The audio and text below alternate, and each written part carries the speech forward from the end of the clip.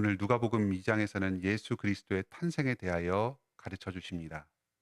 천사가 예수님의 탄생을 큰 기쁨의 좋은 소식이다 하고 찬송했습니다. 하나님의 아들께서 사람이 되셔서 우리 가운데 임하셨습니다. 이스라엘의 구원자로 또 온 이방의 빛으로 이 세상 가운데 오셨습니다.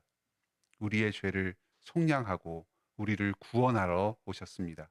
이것이 우리에게 큰 기쁨의 좋은 소식이 됩니다. 이 아침에도 이 예수 그리스도의 탄생의 복음을 다시 한번 들으시면서 이 큰 기쁨의 좋은 소식 가운데에 기뻐하시며 하나님을 찬송하는 시간이 되기를 바랍니다. 먼저 첫째로 예수 그리스도는 약하고 낮은 자의 찬송을 통해서 영광을 받으십니다. 오늘 예수 그리스도의 탄생을 증거하는 여러 사람들이 본문 가운데 나옵니다. 양치는 목자들, 또 경건한 시므온, 또 84세의 여선지자 안나, 이런 사람들은 모두가 보잘것없고 이 세상에서 크게 주목받지 못하는 사람들입니다. 한밤중에 양을 치는 사람들이 있었습니다. 아마 이 베들레헴 지역, 예루살렘 주변 지역에서 성전에 공급하는 성전 제사를 드릴 그 제물로 드릴 양들을 키우는 사람들이었던 것 같습니다. 이 사람들이 양들을 공급하면 그 성전 안에서 그 양들을 판매하여서 그 양을 잡아서 제사를 드렸던 게 아닌가 싶습니다. 밤중에 밖에서 들일을 하는 사람들이었습니다. 노숙을 하면서 양들을 돌보아야 했습니다. 사회적으로는 아마 그렇게 대접받지 못하는 직종이었을 것 같습니다. 경건한 시므온은 참 의로운 사람이었습니다. 하지만 날마다 계속해서 성전 밖에서 머물면서 하나님을 찬양하고 예언하는 사람이었습니다. 항상 그 자리에 서서 찬송하면서 말씀을 전하는 사람이었습니다. 이 시므온은 참 소박하게 하루하루를 보내며 살아가고 있었습니다. 성전 앞을 지나다니는 사람들이 그 시므온에 대해서 존경은 할지언정 그가 하는 말이나 행동 하나하나를 그렇게 중요하게 생각하지는 않았을 것 같습니다. 84세의 여선지자, 나이가 들어서 죽을 날이 가까워온 이 안나도 그렇게 주목받지는 못했을 것입니다. 항상 그 자리에 있으면서 필요한 이야기를 하는 사람 정도로 생각했을 것입니다. 그런데 하나님께서는 이러한 작은 자들, 사회에서 크게 높임받지 못하고 주목받지 못하는 이런 사람들을 통해서 예수 그리스도의 복음을 증거하시고 영광 받으셨습니다. 반면에 오늘 2장의 그 후반부에서는 성전의 교사들이 나옵니다. 실제로 성전에서 당시 사회 가운데 권위를 가지고 영향력을 행사하면서 사람들에게 하나님의 말씀을 가르치는 종교 지도자들이 있었습니다. 이 사람들은 참으로 이 사회에서 주목받고 인정받는 사람들이었습니다. 하지만 이 사람들은 예수 그리스도 그 어린 소년과 함께 오랜 시간 토론하였고 말씀을 직접 듣기도 하였고 그 소년의 비범함을 인식하였습니다. 하지만 그들은 이 예수님께서 하나님의 아들로 이 세상에 오신 분이라는 사실을 알아보지 못합니다. 그 예수 그리스도의 존재를 통하여 하나님을 찬양하는 대로 나아가지 못합니다. 오늘도 예수님께서는 이 세상에서의 지위나 어떤 사람들의 인정을 통해서 자신을 증거하는 증거자들, 우리 증인들을 선택하신 것이 아닙니다. 예수 그리스도의 복음을 듣고서 순전하게 믿고 이 복음을 있는 그대로 다른 사람들에게 전하는 이 겸손한 사람들, 소박한 사람들, 우리와 같이 낮고 초라한 사람들을 통해서 영광 받으십니다. 오늘 본문에 나오는 목자들은 천사의 말씀을 들으면서 그 마음 가운데 기쁨이 가득했습니다. 그리고 그 말씀을 마리아에게도 전하면서 하나님께 영광을 돌리면서 기쁨이 가득했습니다. 하나님이신 예수 그리스도, 독생자이신 높으신 분께서 사람의 몸을 입고 이 땅 가운데 오셨다. 우리의 죄를 대신 짊어지시고 우리를 구원하여 주셨다. 예수 그리스도를 믿는 자마다 영생을 얻는다. 이 단순한 복음의 지식이 우리에게 큰 기쁨을 가져다 줍니다. 그리고 이 복음을 다른 사람들에게 전할 때에 또 하나님께 영광 돌리고 더 큰 기쁨을 누리게 됩니다. 오늘도 이 예수 그리스도의 십자가와 부활의 복음을 순전하게 있는 그대로 단순하게 믿고서 기쁨을 누리시기 바랍니다. 또 다른 사람들에게 내가 먼저 듣고 믿은 이 복음을 전하면서 하나님께 영광 돌리며 큰 기쁨을 누리시기 바랍니다. 오늘 들으실 두 번째 말씀은 예수 그리스도의 나심이 곧 표적이라는 점입니다. 여기 12절에 천사가 목자들에게 예수님의 탄생을 전합니다. 너희가 가서 강보에 쌓여 구유에 있는 아기를 보리니 이것이 너희에게 표적이니라. 표적은 보통 기적이라고 번역하기도 하는 말입니다. 하나님께서 예수 그리스도를 증거하시기 위해서 기적을 행하셨습니다. 제자들이 또 장차 수많은 표적들, 기사들을 행하면서 참으로 예수님이 하나님의 살아계신 아들이라는 사실을 증거하였습니다. 예수 그리스도 본인께서도 많은 표적들을 행하시면서 자신이 하나님의 아들이시라는 것을 증거하셨습니다. 그런데 그 모든 것에 앞서서 무엇보다도 이 아기 예수의 존재 자체가 하나님의 표적입니다. 놀라운 성육신의 신비가 이 기적으로서 이 아이의 탄생 가운데 이루어졌습니다. 하나님께서 이 아기가 되셔서 사람의 몸으로 이 땅 가운데 태어나셨다. 이것이 참으로 놀라운 하나님의 표적입니다. 하지만 믿음이 없는 이 세상의 관점으로 보았을 때에는 예수 그리스도는 한 작은 아기에 불과합니다. 그냥 특별할 것이 없는 한 사람 아기, 아주 평범한 가문에서 태어난 아기에 불과합니다.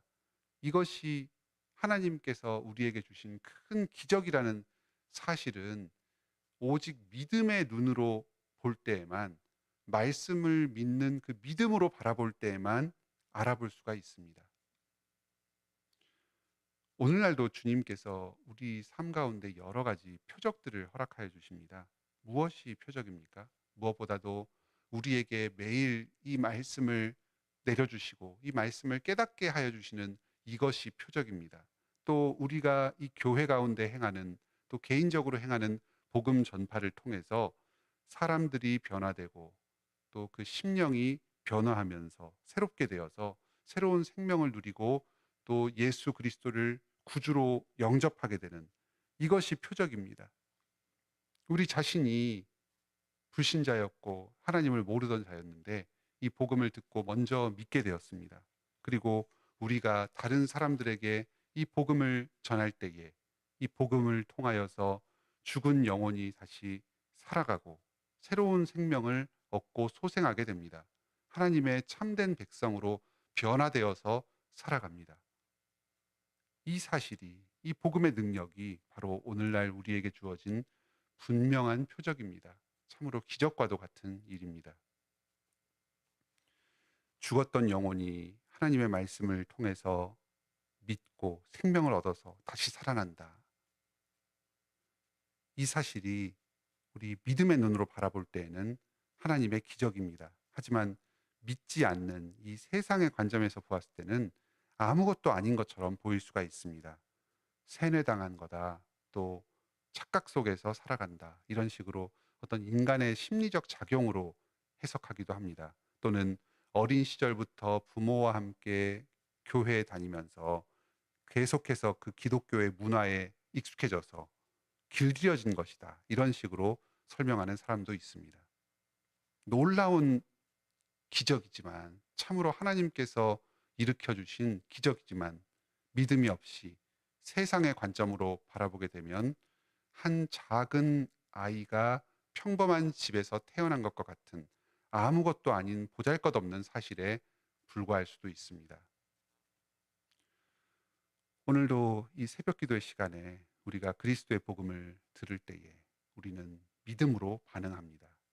우리 가운데에 하나님의 이 놀라운 신비가 역사하고 있습니다. 지금도 하늘 보좌 우편에 계신 이 예수 그리스도를 믿음으로 바라보면서 기뻐하고 찬송합니다. 말씀을 통해 그리스도께서 우리 가운데 계속해서 역사하시고 생명을 공급하여 주십니다. 우리가 점점 더 의롭고 거룩하고 영광스럽게 변화되어 갑니다. 그리고 믿지 않는 사람들에게 이 복음이 전파될 때에 하나님께서 그들을 변화시키시고 거듭나게 하실 것입니다. 최근에 우리 교회에 또 새로운 불신자들께서 정기적으로 예배에 출석하시면서 복음을 듣고 계십니다. 계속해서 믿음에서 조금씩 조금씩 자라가고 계십니다. 바로 이것이 오늘날 우리에게 주신 큰 표적입니다.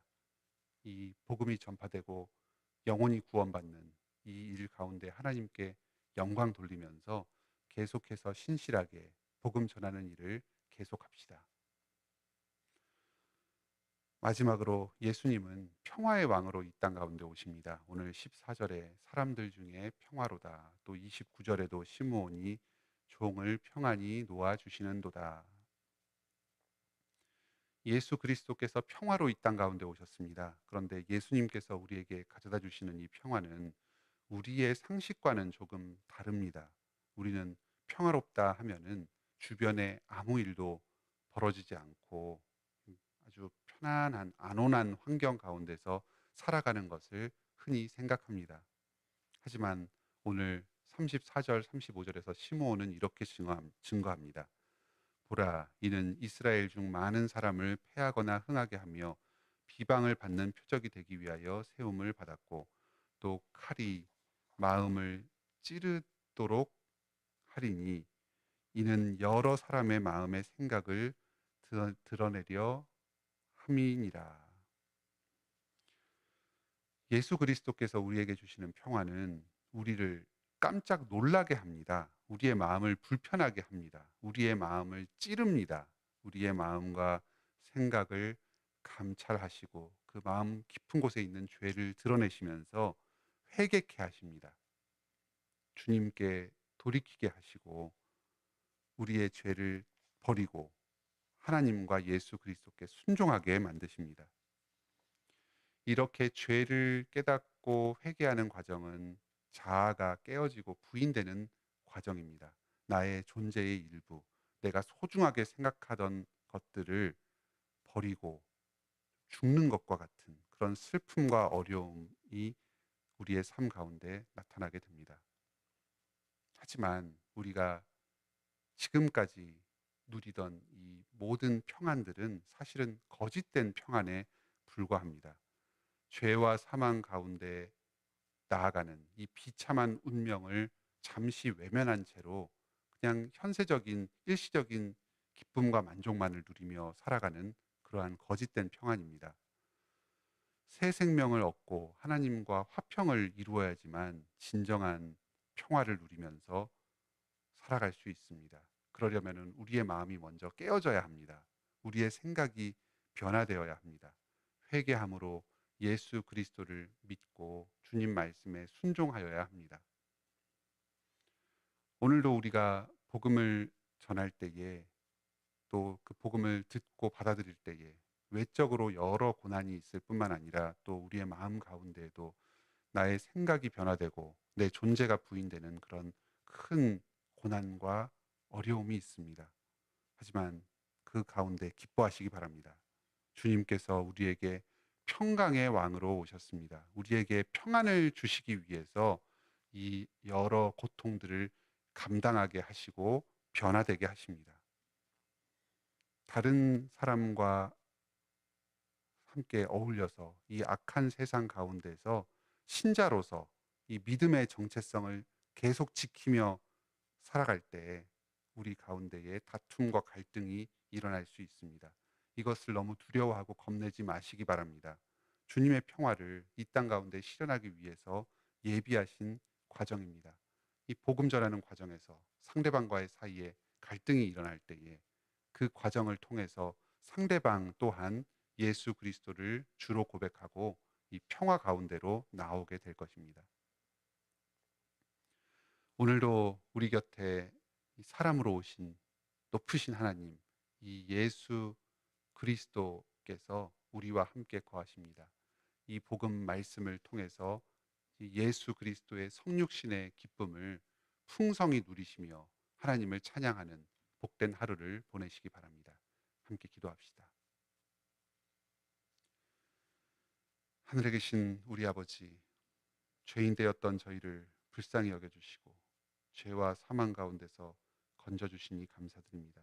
이 크신 사랑을 저희에게 행하고자 하나님의 사랑하시는 아들 독생자 예수 그리스도를 사람의 몸으로 이 땅 가운데 보내주시니 감사드립니다.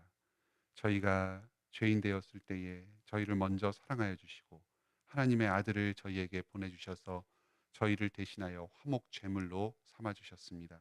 하나님께서 저희에게 이 큰 사랑을 부어 주셨습니다. 저희를 하나님의 사랑 가운데서 끊을 자가 그 아무것도 없습니다. 오늘도 저희는 예수 그리스도께서 우리와 함께 거하시며 베풀어 주시는 이 사랑과 보호하심 가운데 안전하게 거하며 참 기쁨과 평화를 누리며 이 세상을 살아갑니다. 주님께서 우리와 함께 계시다는 이 큰 복음을 믿음으로 받아 누리며 기뻐하며 감사하게 하여 주시옵소서. 어떤 상황 가운데서도 찬송하며 주님께 영광 돌리며 살아가게 하여 주시옵소서. 기쁨과 즐거움 가운데 오늘도 우리에게 주어진 고난의 삶을 기꺼이 감당하며 살아가는 자들이 다 되게 하여 주시옵소서.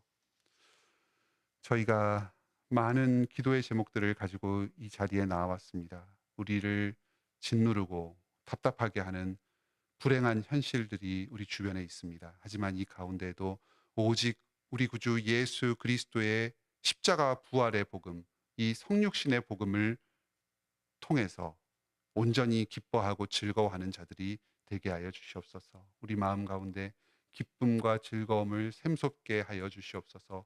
모든 불안과 우울을 깨뜨리고 참 찬송하며 이 인생을 걸어 나갈 수 있도록 하여 주시옵소서.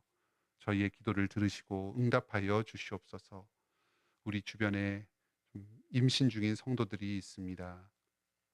임정인, 김향엽, 또 이나라 이런 성도들 주님께서 계속해서 우리 교회 가운데 언약 백성들을 허락하여 주시고 다음 세대에 계속해서 주님의 그 언약의 대를 잇게 하여 주시니 감사드립니다.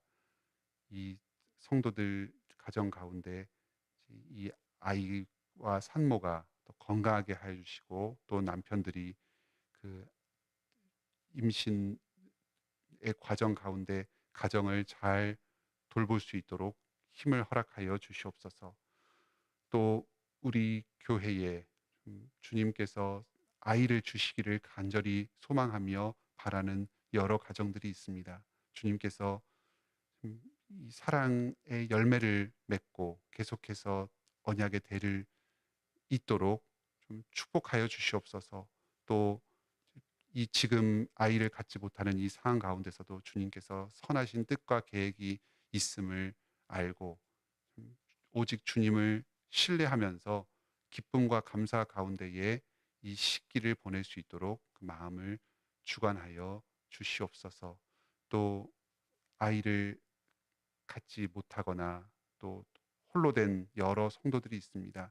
이러한 성도들 또한 이 교회를 통해서 우리의 언약 자손들을 함께 나아서 기르고 있다는 이 사명을 함께 공유하게 하여 주시고 참 어떤 개인의 자녀들이 아니라 이 교회의 자녀들로서 우리에게 주신 이 아이들을 함께 기르고 또 우리의 마음으로 영으로 자녀들을 계속해서 생육하고 번성하게 하여 주시옵소서.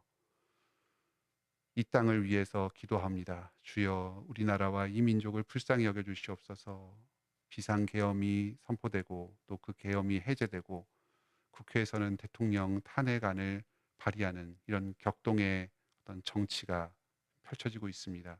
이런 사회적인 큰 혼란을 하루속히 종식시켜 주시고 평안 가운데 좀 안전하게 거하며 이 자유를 누리며 주님께서 주신 사명을 감당하며 또 교회가 성도들이 주님을 예배하고 찬송하는 일에서 아무 거리낌이 없게 하여 주시옵소서. 우리 성도들이 평안 가운데 일상을 누리게 하여 주시고 이 나라와 민족을 위해서 기도하며 또 시민으로서 적극적으로 참여하며 사회의 질서를 수립하는 데 적극적으로 기여하게 하여 주시옵소서. 주님께서 지금도 온 땅의 주인으로서 이 세상을 다스리고 계심을 믿습니다. 저희가 오직 주님의 이 선하심과 신실하심을 신뢰하며 평안 가운데 하루하루를 살아가게 하여 주시옵소서. 예수님의 이름으로 기도드립니다. 아멘. 오늘도 은혜로운 기도의 시간 되시길 바랍니다.